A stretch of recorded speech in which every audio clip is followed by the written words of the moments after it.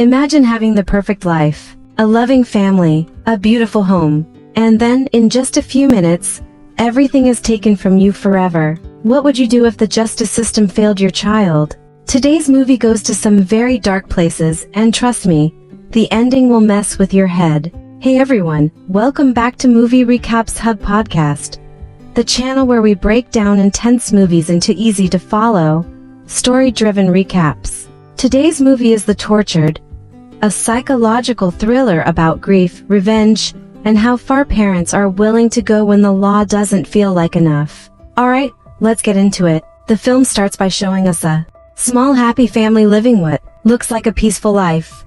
Craig is a doctor and his wife Elise works as a real estate agent. Because their work schedules don't match, they take turns caring for their 6-year-old son, Benjamin, who they absolutely adore. One morning, Elise heads out to work while Craig stays home with Benjamin. Craig invites his son to play ball outside in the yard. Everything feels normal, calm, safe, but as the sun starts getting hotter, Craig realizes Benjamin needs sunscreen. So Craig steps inside the house, searching through Elise's messy drawer of cosmetics. And that's when everything changes. Craig doesn't know that a man sitting in a parked car nearby has been watching Benjamin the entire time. As Craig searches for the lotion, the car slowly moves closer to the yard. Within moments, Benjamin is gone. Craig rushes back outside and panics. He jumps into his car and chases after the kidnapper, but the vehicle quickly disappears. As if things weren't bad enough, Craig realizes he left his phone inside the house. Now he's alone.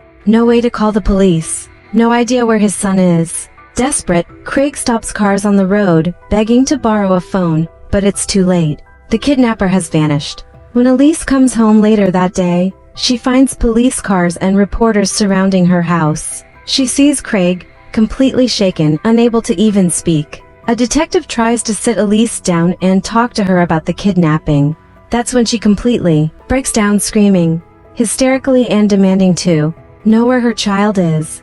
Hours pass, but no ransom call ever comes. And that's when Elise starts to fear the worst. She realizes Benjamin may not have been kidnapped for money at all. Instead, she believes he was taken by someone who enjoys hurting others. The film then cuts to Benjamin, locked inside a dark basement, crying and calling out for his parents. His screams annoy the kidnapper, a man named John Kozlowski. Irritated by the noise, John enters the basement and kills the child. Later that day, police officers Patterson and Alvarez arrive at John's house after neighbors report hearing a child crying. John refuses to let them inside and claims the noise was just him. The officers notice children's clothes in the house, raising suspicion, but John demands a warrant. Forced to leave, they return later with proper authorization. Inside the house, they find bloodstains and tools covered in blood. When they reach the basement, they discover Benjamin's lifeless body.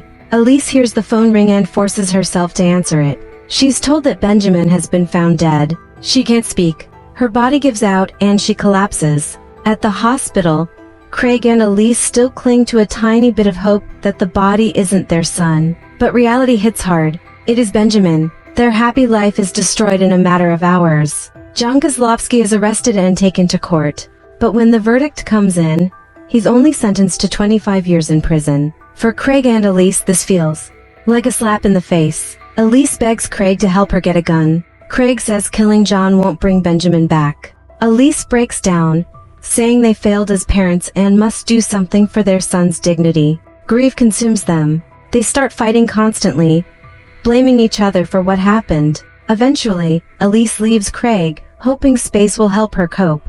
Craig is left alone, drowning in guilt and despair. At his lowest point, he prepares to take his own life by injecting something into his arm. But then he sees Benjamin's photo. Memories of their happy family flood his mind, stopping him. That moment changes him. His sadness turns into anger, and anger turns into a desire for revenge. Craig goes to Elise and convinces her to join him. Their first stop is the hospital where Craig works. Craig sneaks into an unlocked ambulance and steals powerful drugs. These drugs can keep someone awake for weeks no matter how much pain they're in. The next day, John Kozlowski is scheduled to be transferred to a more secure prison. Craig and Elise follow the transport vehicle, The transport stops at a gas station. One officer goes inside to buy coffee. Elise slips into the store and helps execute the plan. Craig causes a distraction at the counter while the drug is added to the officer's drinks. They follow the van and wait.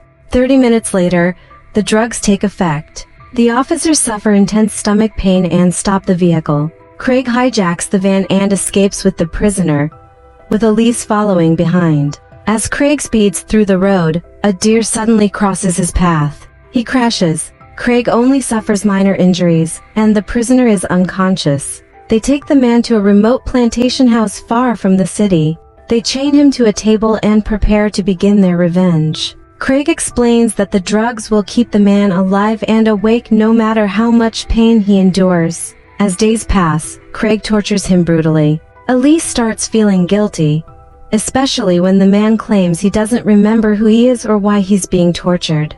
Craig refuses to believe him. The torture continues. One day, a man and his dog enter the house unexpectedly. Elise, using her real estate skills, convinces him the house is being sold. They narrowly avoid being discovered. Meanwhile, police find the abandoned transport van and begin searching the area. One night, the prisoner manages to break free and tries to escape.